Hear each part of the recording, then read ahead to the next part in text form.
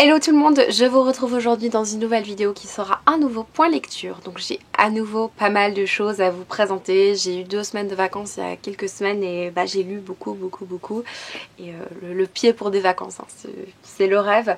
Mais du coup ça me fait du taf pour les vidéos. Du coup j'ai beaucoup de choses à vous présenter. Aujourd'hui le point lecture sera, je pense, encore plus varié que d'habitude.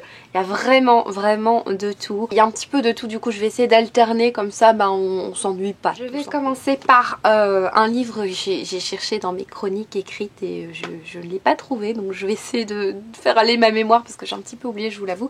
Il s'agit de Remade d'Alex Caro, et si un virus devenait plus intelligent que vous, c'est publié chez Casterman. C'est le premier tome d'une saga qui nous raconte l'histoire notamment d'un garçon, un adolescent, Léo, qui voit arriver une épidémie, un virus qui arrive. Bon, d'abord il est loin le virus, on en parle vaguement à la télé et en fait petit à petit on se rend compte qu'il arrive chez lui. Je pense qu'il est à Londres ou je ne sais pas, enfin bref on s'en fiche un petit peu. Alors moi j'ai vraiment beaucoup aimé ce livre, j'étais vraiment surprise, c'était super prenant, ça ne s'arrête pas, il y a un super rythme en fait. C'est, je pense, le point positif, vraiment le plus gros point positif de ce livre, c'est son rythme. Franchement c'est le genre de livre que j'aime beaucoup parce que tu ne t'arrêtes pas, tu as envie de tourner les pages absolument, c'est passionnant. On alterne aussi avec des chapitres où on voit le virus, en fait c'est le virus qui parle d'une certaine manière, on voit comment il évolue, c'est très sympa. Il y a des petits des petits cliffhangers, des petits machins, des petits retournements de situation. Bon, il y en a que j'ai un petit peu vu venir, d'autres un petit peu moins. Mais franchement, c'est super sympa. Il me semble que je trouvais qu'il y avait quelques personnages un petit côté un peu manichéen de certains personnages que tu te dis mais ça n'existe pas dans la vraie vie, sinon dans les films ou dans les livres. Et le gars en question, dans les livres, il est parfait. Mais voilà, tu l'imagines pas vraiment dans la vraie vie, ce qui est un peu dommage parce que je trouvais que c'était quand même assez crédible d'une certaine manière, mais en tout cas c'était très efficace. Et puis t'as ce personnage qui arrive, t'es là mais pourquoi, enfin non. Et oui, il y a le rythme change dans une partie du roman, allez, un peu plus de la moitié, le rythme change et ça devient assez différent, un petit peu, ça devient limite bizarre en fait. Et justement c'est à ce moment là qu'arrive le gars qui n'est pas crédible du tout, et j'ai trouvé ça un petit peu dommage. La fin aussi, on devine ce qui va se passer, j'ai trouvé ça dommage aussi parce qu'il y a une partie de la fin que j'ai vraiment aimé, c'était vraiment très prenant, très puissant, et puis la toute fin tu te dis mais non, ouais, t'as envie de savoir la suite, j'ai quand même envie de savoir la suite. J'ai le tome 2 qui m'attend d'ailleurs, qui m'avait envoyé aussi chez Casterman. J'ai bien envie de le lire, mais c'était pas absolument, j'avais pas absolument envie de découvrir ce qu'allait se passer. Ce qui arrive pourtant souvent dans ce genre de livre, à la fin du tome 1, tu veux lire absolument le tome 2. Je sais que le tome 2 a été une déception pour plusieurs d'entre vous, du coup je vais un petit peu attendre d'oublier le premier tome avant de lire le second. Mais sinon, de manière générale, c'est une très bonne lecture, franchement hyper addictive, hyper prenante. Si vous avez besoin d'un truc de ce genre là, c'est vraiment pour vous. Si vous aimez le post-apo un peu glauque par moment, franchement il y a des passages qui déboîtent, c'est génial. Il y a des passages vraiment super. Dommage pour le gars à la fin, dommage pour certaines choses qui se passent qui sont pas hyper crédibles, mais sinon la plupart du roman j'ai pas mal aimé. Alors ensuite je viens vous parler d'Aide-toi de vivre de Laure Rollier qui est publié chez Mazarine tout d'abord, et qui a été un livre que j'ai demandé il me semble. C'est un livre qui raconte l'histoire d'une jeune femme qui est professeure de philo dans un lycée et qui un jour va avoir un accident. Elle va avoir un accident de voiture, elle va se réveiller à l'hôpital et elle va voir sa grand-mère alors que celle-ci est censée être morte, et elle va se demander mais pourquoi est-ce que je la vois, et sa grand-mère va avoir des réactions, va lui parler, lui dire des choses un peu étranges, et ça va être un personnage un peu loufoque qui va apparaître à des moments de sa vie. Et cette jeune femme, alors qu'elle sort de l'hôpital, voit toujours sa grand-mère, elle trouve ça vraiment bizarre. Bien sûr, cette grand-mère est rigolote. Dans tout ce qui arrive dans la vie de notre héroïne, la grand-mère est là et je trouve ça super drôle. Alors, c'est un livre vraiment qui a été pour moi un livre plein de douceur. Si vous cherchez un livre justement bienveillant, plein de douceur, où forcément vous avez le sourire, pas toujours mais la plupart du temps vous avez le sourire, je pense que c'est un livre qui pourrait convenir. C'est vraiment ce que j'ai ressenti avec ce livre. J'ai eu peur à certains moments qu'on tombe dans des gros clichés avec des gros sabots, et en fait non, c'est j'ai cru, parce qu'en fait j'ai lu un long moment quand même, j'ai lu étant plus jeune beaucoup de livres de chick lit, et encore dernièrement, ces dernières années, j'ai lu quelques livres de chick lit et j'ai eu peur que certaines choses qui arrivent dans le livre se retrouvent comme dans les livres de chick lit. Heureusement c'était pas le cas, j'étais bien heureuse de voir que j'étais surprise à plusieurs moments. Je me suis dit ah ok, c'est pas ça, ok, j'ai eu quelques surprises et j'étais contente parce que justement on prenait le temps de développer un peu ce personnage qui vit des choses, et on a envie, qui vit des choses pas toujours faciles, et on a envie de savoir ce qui va lui arriver. J'ai beaucoup aimé la fin, même si je m'y attendais un petit peu, je l'ai beaucoup aimé personnellement. Il y a deux choses que j'ai regrettées avec ce livre. La première, c'est un personnage masculin que j'ai trouvé un petit peu insipide, dans le sens où c'est un personnage parfait et je n'aime pas les personnages parfaits. Je sais qu'il existe des gens qui sont, on va dire, parfaits pour d'autres gens, mais pour moi ce personnage n'avait pas de défaut et ça m'a fortement dérangée parce que je n'aime pas retrouver ce genre de personnage dans un livre. Et j'ai, en fait, je vais en arriver au deuxième point qui m'a un peu chagrinée, c'est que pour moi il me manquait 100 pages pour pouvoir passer plus de temps avec les personnages, pour pouvoir un peu plus les approfondir, et du coup justement peut-être que ce personnage que j'ai trouvé insipide, peut-être qu'il aurait eu un peu plus de substance en 100 pages supplémentaires. Maintenant je comprends pourquoi le livre n'est pas si long que ça, et je comprends la fin, etc. Voilà, je comprends, mais c'est vrai que j'aurais voulu passer plus de temps avec les personnages, ce qui est un côté positif aussi, ça veut dire qu'on les aime bien. J'aurais voulu avoir encore plus en fait de cette histoire. J'ai trouvé ça dommage que ça termine si vite. Alors elle fait 250 pages, pour moi elle aurait fait 350 pages, ça aurait été parfait, parce que j'aurais été plus en... comment dire, en empathie avec les personnages. Mais sinon de manière générale c'était un livre plein de douceur, bienveillant. Je pense que mon compagnon, quand il m'a vu le lire, il m'a vu sourire à plusieurs moments, donc ce qui est plutôt bon signe quand même, parce que c'est vrai que dans ce genre de livre, enfin, il n'y a pas vraiment un genre spécifique, mais bon, dans les livres qu'on va appeler feel good avec des grands guillemets, souvent j'ai tendance à lever les yeux au ciel, ce qui n'a vraiment pas été le cas. J'ai cru que ça allait l'être et c'était vraiment pas le cas. Donc moi j'ai passé un moment plein de douceur, c'est vraiment le mot qui correspond pour cette lecture. Ensuite je vais passer à une petite saga de manga. Je n'arrive plus à retrouver quel est l'endroit, quel est l'envers, quel est... oui c'est bon, on y est. Oui, je vais passer à une petite saga de manga que j'ai commencé, et je pense que je vais m'arrêter là tout simplement. Il s'agit de He's a Beast de... Je vais respirer bien fort et puis dire Saki Aikawa. Voilà.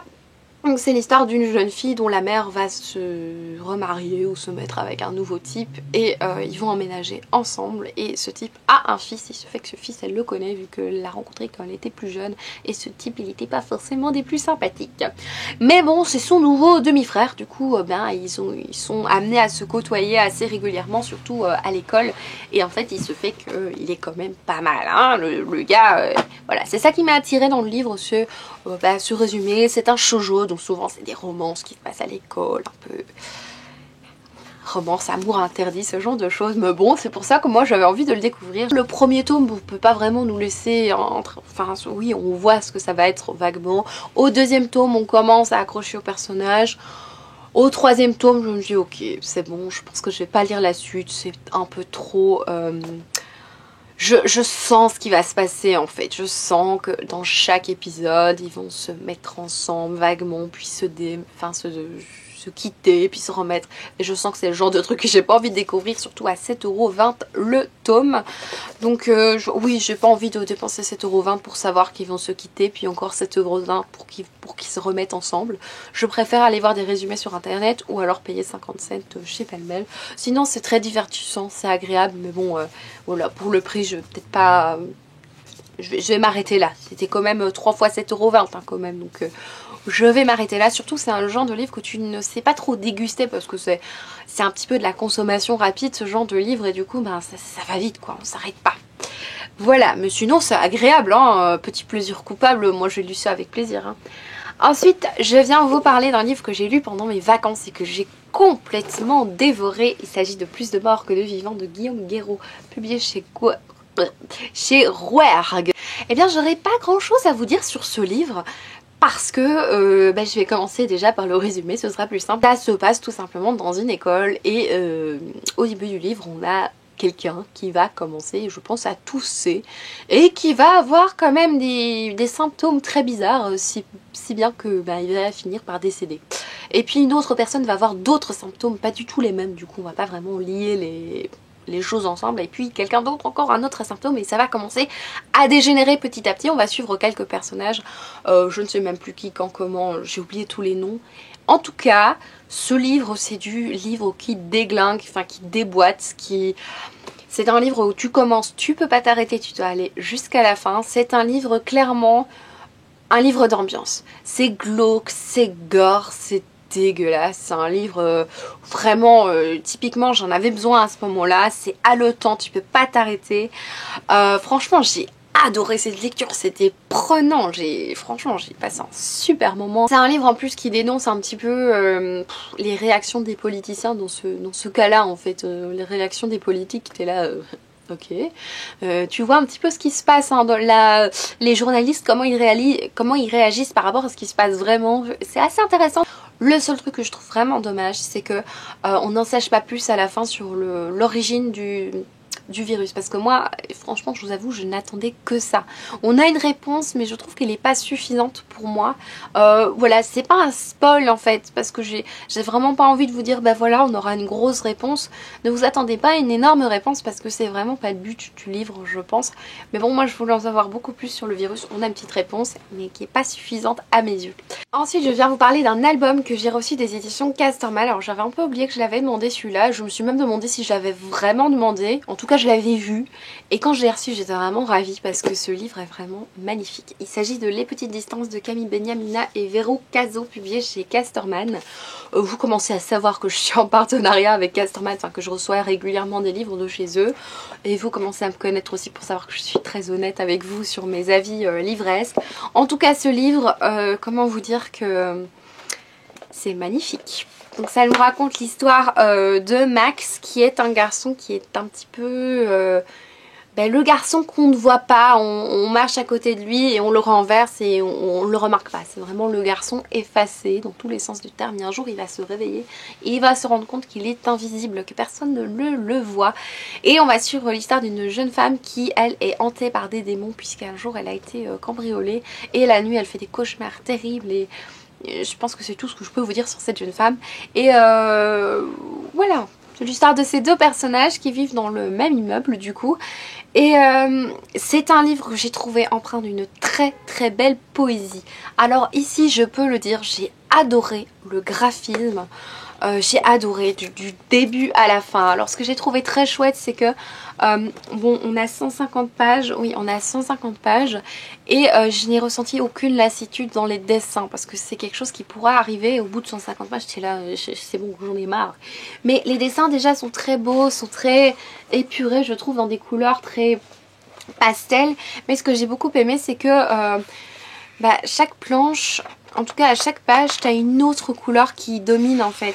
Et donc ici, avant on avait du bleu, maintenant on a plutôt des tons orangés. Et tu as des planches comme ça magnifiques avec cette jeune femme dans sa baignoire, enfin, c'est très beau. Puis on a de nouveau des tons un peu plus bleus, un peu criards. Et puis on a des tons plus violets, enfin on a vraiment... des très très beaux passages. Franchement c'est une bande dessinée, enfin c'est un album plutôt que j'ai adoré, parce que j'ai trouvé qu'il y avait beaucoup de poésie déjà dans les dessins que j'ai trouvé magnifiques. Beaucoup de poésie aussi dans l'histoire, du début à la fin, j'ai trouvé ça vraiment très très beau. C'est un livre où il n'y a pas vraiment ce qu'on appelle de censure, donc il y a des scènes plus érotiques, mais j'ai jamais trouvé ça cru. Je peux pas vous dire beaucoup plus sur ce livre. Alors au niveau du prix il coûte 22 €.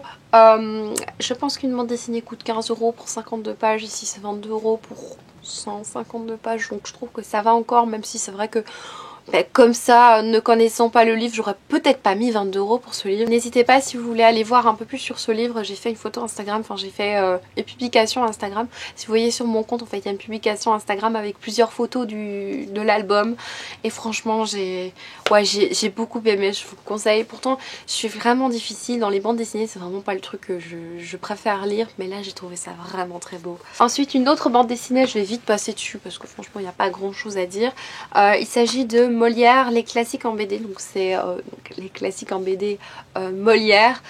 Sur Molière, je sais qu'il y a une version sur La Fontaine qui va sortir bientôt chez eux, chez Casterman. Je pense que je l'ai demandé ou je vais la demander parce que ça m'intéresse. Franchement j'ai bien aimé. Alors bien sûr c'est très effleuré, hein, la vie de Molière, on n'en sait pas énormément, mais j'ai trouvé ça intéressant. Je vous montre un petit peu, bon les dessins ça n'a rien à voir avec le précédent, c'est quelque chose de plus franc, un peu enfantin je trouve quand même dans les dessins, mais oui c'est très coloré pour le coup, des couleurs dans les marrons, dans les verts. Je pense que ça pourrait aider des jeunes qui doivent étudier Molière, qui ont, voilà, sont en 4ème humanité, ont la flemme de lire une pièce de théâtre de Molière, mais ça c'est quand même vite.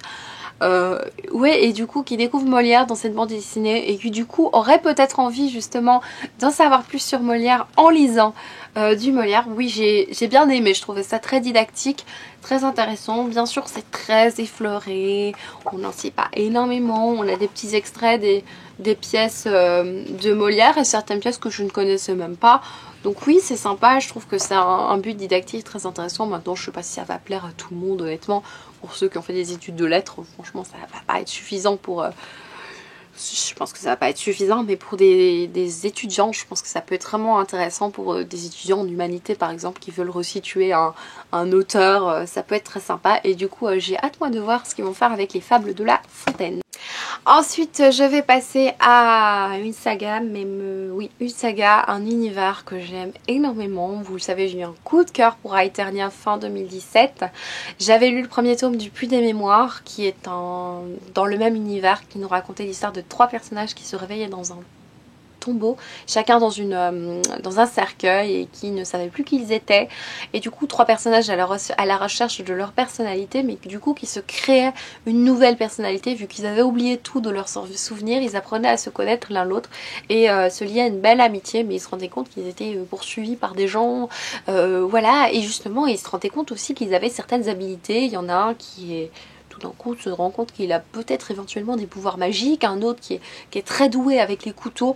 Du coup il se pose des questions sur leur vraie personnalité, sur qui ils sont vraiment, mais en même temps ils se créent une nouvelle personnalité comme ils ont tout oublié. Et ouais j'avais beaucoup aimé ce premier tome, même si je l'avais moins aimé qu'Aeternia parce que je trouvais que c'était un petit peu longuet, il y avait des petites longueurs mais l'univers était bien fouillé. Et puis j'ai eu sur un coup de tête, j'ai eu envie de lire le tome 2, ce que j'ai fait, et du coup j'ai enchaîné instantanément avec le tome 3, puisque quand tu lis le tome 2 tu ne peux pas ne pas lire le tome 3 parce que le tome 2 il est génial quoi. Enfin j'ai adoré ce tome 2, je pense que c'est le meilleur de la saga.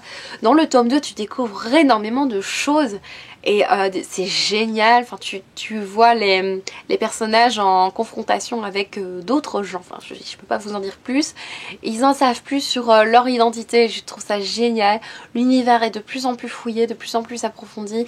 On en sait plus aussi dans le 3e tome. Vraiment, c'est vraiment une très chouette histoire. J'ai adoré, c'est un livre que j'ai dévoré, 2 livres que j'ai dévorés. Si bien que je le dévorais tellement vite que j'ai dû relire un petit peu parce que parfois je passais des mots limite tellement je voulais en savoir plus. Mais oui, c'est une saga qui est vraiment très très bien. Alors comparé à Eternia, je sais pas. Honnêtement, c'est assez différent. C'est dans le même univers, mais c'est vrai que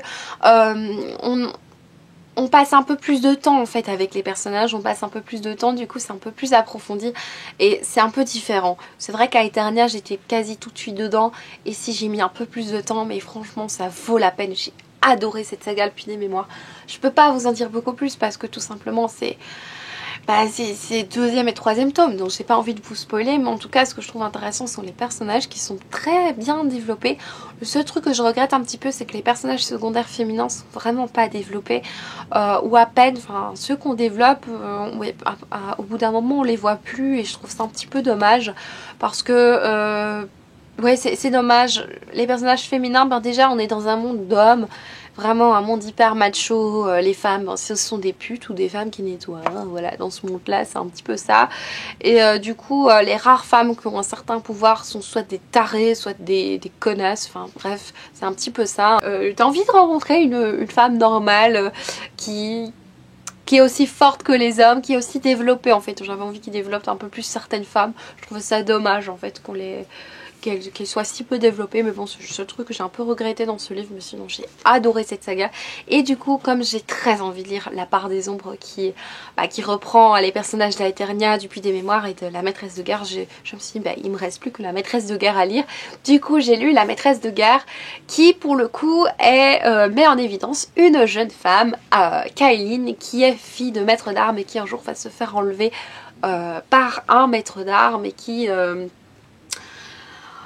voilà, qui va devenir esclave. Il va se passer pas mal de choses, on se doute bien vu le titre qu'il va se passer une chose en particulier. C'est une fille qui a été élevée du coup par un maître d'armes, du coup elle est très douée pour se battre. C'est une fille justement qui décoiffe, hein, qui est une fille qui en a dans le ventre, mais qui a aussi ses fragilités, qui a aussi ses peurs, mais sinon c'est une fille... voilà, ça c'est de la fille badass, même un peu trop parfois. Mais oui, du coup là j'ai l'impression que Gabriel Katz s'est dit ok, je vais mettre une fille, voilà, cette fois-ci ce sera une fille et je suis contente qu'il ait fait ça. Alors c'est un livre, c'est vrai que certaines personnes trouvent qu'il est moins bon que les autres. Moi je trouve que c'est un livre qu'il ne faut pas lire en premier lieu, certainement pas si vous voulez découvrir Gabriel Katz, si vous voulez découvrir l'univers, parce que c'est dans le même univers et c'est vrai qu'en un tome on sait beaucoup moins décrire un univers qu'en 2 ou 3 tomes. Moi j'ai quand même lu et Aeternia qui fait 2 tomes et Le Puits des Mémoires qui fait 3 tomes, donc en tout ça fait 5 tomes sur le même univers et si tu veux en savoir plus sur l'univers, je vous conseille de découvrir d'abord soit Aeternia, soit Le Puits des Mémoires. Je dirais plutôt Le Puits des Mémoires, mais c'est vrai qu'Aeternia, ouais, je sais pas, il fait 2 tomes, donc comme ça va peut-être plus vite, j'en sais rien. Ça dépend de chacun, mais c'est un tome que je vous conseille plutôt entre les deux ou après. Moi, je trouve que c'était le moment parfait pour le lire parce que c'était une petite parenthèse en fait. Parce que c'est vrai que c'est pas du tout le même genre de schéma qu'on peut retrouver dans les autres livres de Gabriel Katz. C'est plutôt le genre de schéma qu'on peut retrouver dans des livres plus conventionnels de fantasy. Dans, on va dire, La fille de Brézeron, Le poison de Marie V. Snyder, de genre de choses un peu plus conventionnelles dans la narration. Ce qui se passe, on sait à peu près, c'est Gabriel Katz, donc on se doute qu'il va se passer des choses horribles dans le livre, mais en fait au final dans ce livre-là, je trouve qu'il est assez soft, la fin est soft, enfin bref tout est soft, mais on rencontre des personnages intéressants, mais c'est vrai qu'ils sont pas du tout approfondis comme dans les autres. On n'a pas vraiment le temps parce que ça va vite, parce que il y a 400 pages mais dans un format screenéo, donc ça passe super vite, il y a pas mal d'actions, du coup on n'a pas énormément le temps d'approfondir, mais c'est pas un problème si on a lu les autres en fait. En soi, moi c'était pas du tout un problème. Clairement je l'aime moins que les autres, hein, c'est clair, mais ça m'a fait vraiment du bien de découvrir cette personne, Kaeline. Alors il me reste 3 petites choses à vous présenter. Il me reste un manga, un livre plutôt de société on va dire, et puis on va terminer après par un roman jeunesse. Donc je vais commencer vite fait par le manga qui est Kazane, la voleuse de visage de Daruma Matsura. Je vous en parle vite fait parce que c'est un premier tome. Autant dans la plupart des mangas le premier tome ne suffit pas à dire pour moi qu'un manga est bon ou mauvais, autant celui-là je trouve qu'il suffisait. Oui, avec ce premier tome je peux dire que j'aime beaucoup cette saga déjà, parce que je trouve que l'histoire a beaucoup de poésie. Donc c'est l'histoire d'une jeune fille qui dès sa naissance est vraiment très laide, hein. Elle n'est pas gâtée par la nature et sa mère est une actrice très célèbre et magnifique, et un jour sa mère va lui donner un rouge à lèvres magique, puisque si elle l'applique sur ses lèvres et qu'elle embrasse quelqu'un, eh bien elle peut se transformer en cette personne, elle peut être aussi belle que la personne qu'elle embrasse. Donc encore une fois, rebobinez. Vous vous doutez bien qu'elle va embrasser des personnes plutôt jolies et qu'elle va se transformer en elle le temps d'une journée. Et elle va se rendre compte de ce pouvoir qui est quand même assez sympa grâce à ce rouge à lèvres. Et du coup, on va voir un petit peu ce qui va lui arriver. Notre héroïne, elle aime beaucoup la scène, elle aime bien se présenter...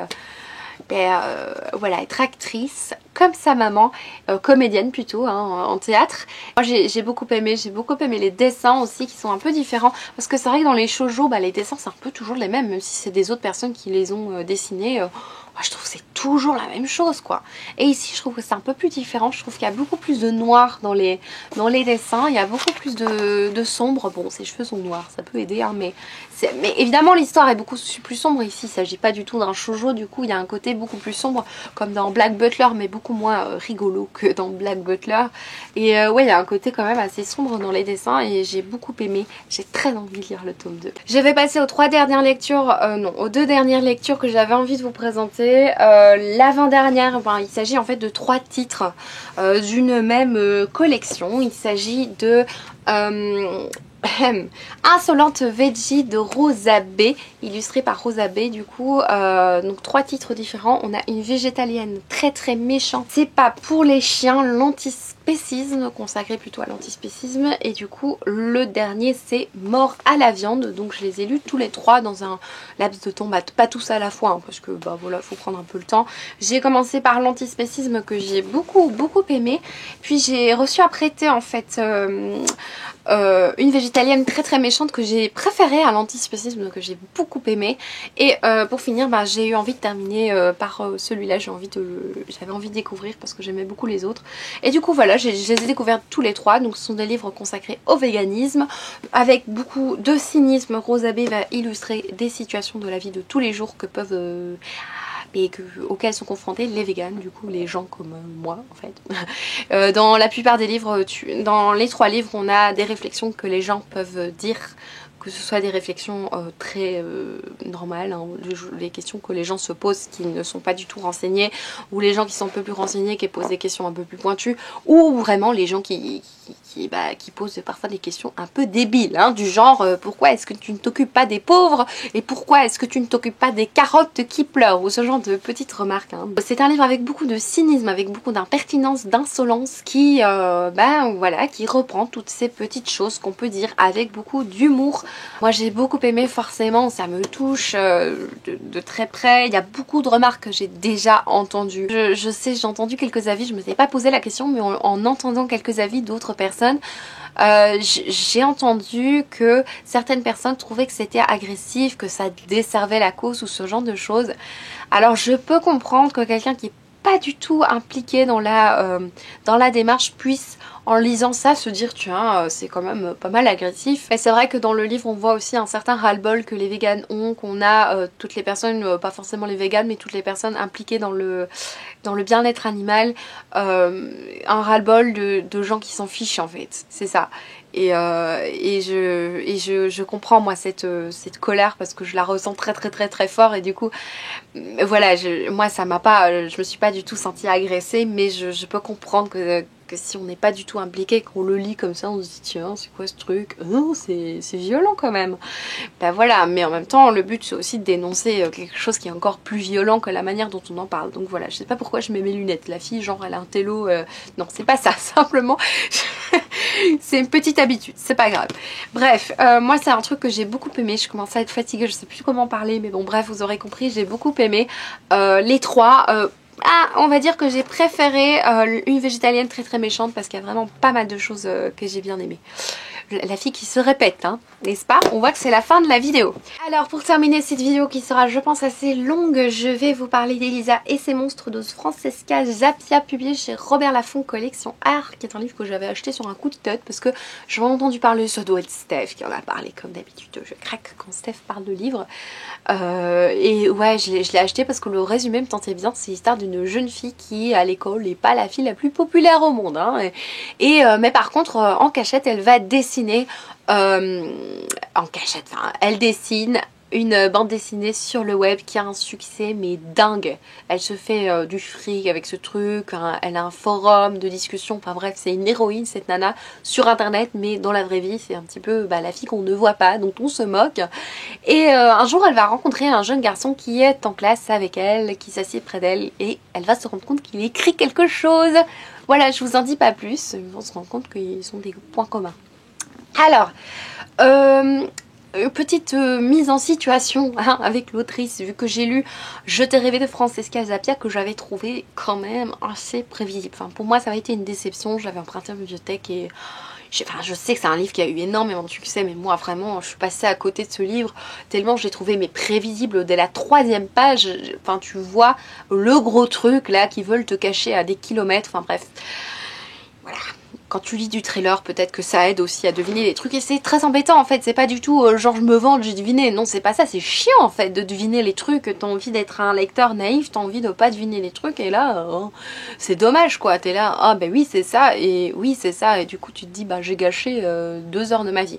Bien sûr, lire un livre, c'est pas que deviner les choses, il y a autre chose dans le livre. Mais malheureusement, dans J'étais rêvé, j'avais pas trouvé ça formidable. Je trouvais que le traitement de la folie était pas traité avec beaucoup de finesse. Bref, j'avais pas aimé en fait. Je t'ai rêvé pour être tout à fait honnête, mais j'avais été accrochée parce que c'était très prenant. Voilà, souvent chez Collection R, hein, c'est le cas. Mais du coup, vous allez me dire, mais pourquoi est-ce que tu lis un autre livre de l'autrice? Mais c'est le résumé hein, dont je viens de vous parler. C'est moi, ça me tentait beaucoup ce côté double vie, un côté rêvé en fait, que je me dis, moi en tant que, quand j'étais à l'école, si j'avais pu vivre ça, ça aurait été génial. Un côté fantasme que j'aurais voulu assouvir étant plus jeune, qui fait que j'ai eu envie de lire ce livre. Et en fait, je vais d'abord parler du positif. Je trouve qu'il y avait beaucoup de bonnes idées dans ce livre. J'ai trouvé l'idée déjà super originale. En plus, j'ai beaucoup aimé la manière dont la différence de génération est abordée. Je m'explique, on parle de jeunes qui sont constamment sur internet, elle surtout qui passe sa vie sur internet, et des parents qui ne comprennent pas, et on se rend compte qu'il y a un grand problème de communication avec les parents dû à ce qu'elle vit actuellement sur internet. Et on se rend compte que les parents ne comprennent pas ce qu'elle vit. En même temps, elle l'explique pas tellement, mais c'est difficile à cet âge-là aussi de communiquer avec ses parents. Et oui, la communication est très difficile. Les parents ne comprennent pas cette vie qu'elle a, ce besoin qu'elle a d'un contact permanent avec ses abonnés, etc. Et elle, en même temps, ne comprend pas ce besoin de vie concrète, ce besoin que ses parents ont de se voir, de passer du temps ensemble, et le jour où ils passent du temps ensemble, pour elle c'est horrible en fait. En fait au départ c'est horrible parce que elle a pas internet, ses amis lui répondent, enfin elle sait pas parler à ses amis, et oui il y a ce grand fossé entre ces deux générations que j'ai trouvé très intéressant, parce que je pense que c'est le cas beaucoup actuellement avec les jeunes qui passent beaucoup de temps sur internet. Déjà moi à mon époque, on va dire, je suis pas si vieille que ça, mais je passais beaucoup de temps sur internet. Bon, j'ai commencé YouTube quand j'étais au conservatoire, donc c'est pas la même chose, elle était encore en humanité, mais enfin au lycée, mais c'est vrai qu'on passe beaucoup de temps sur les réseaux sociaux, les jeunes actuellement, je pense que c'est beaucoup le cas, et je peux comprendre qu'il y ait ce grand fossé de génération. Et ça, j'ai trouvé très bien exploité. Je trouvais aussi la relation entre le garçon et la fille, bien que très prévisible et tout ce qui s'y passe, je l'ai trouvée très sympa, très touchante. J'ai bien aimé la fin, voilà, j'ai vraiment passé un bon moment. Franchement, le livre, je l'ai quasi dévoré, donc je trouve qu'il était vraiment très efficace, très prenant, des très beaux sujets. La fin était très touchante. Enfin, la fin, le dernier tiers était très touchant. Maintenant, je vais passer aux choses qui fâchent. Malheureusement, le style... Dès le début, je trouvais le style extrêmement simple, extrêmement maladroit, limite mal écrit en fait. Et ça m'a dérangée, j'ai mis un temps fou avant de m'adapter. Moi j'ai vraiment un problème avec ça. Autant je me dis, bon ouais, c'est parce que c'est de la jeunesse, ou c'est une traduction, j'en sais rien. Mais non, parce que j'ai lu Warcross un peu après, et franchement c'était pas du tout pareil. C'était beaucoup mieux écrit, j'ai trouvé, donc... franchement pour moi ça m'a posé problème au début. Bon, je m'y suis habituée bien sûr, mais franchement vous ne voyez pas sortir des phrases de ce livre et de les mettre sur Facebook, parce que non, enfin je vais pas sortir des phrases de ce livre pour montrer à quel point c'est beau, parce que non, j'ai pas trouvé ça beau. Moi ce qui m'a touchée c'est ce qui s'y passe, c'est pas du tout la manière dont c'était écrit. C'est le danger d'une traduction. Alors un traducteur, je ne sais pas, un traducteur s'habitue, je connais pas du tout le monde de la traduction, donc je ne sais pas. Je sais que le travail d'un traducteur c'est un travail d'écrivain également, mais j'imagine que quand tu es traducteur tu t'adaptes aussi au style de l'auteur au départ. Je ne sais pas si le traducteur ou la traductrice est la même que dans Je t'ai rêvé, mais c'est possible que ça vienne aussi du style de Francesca Zappia, qui n'est peut-être pas extraordinaire, je ne sais pas.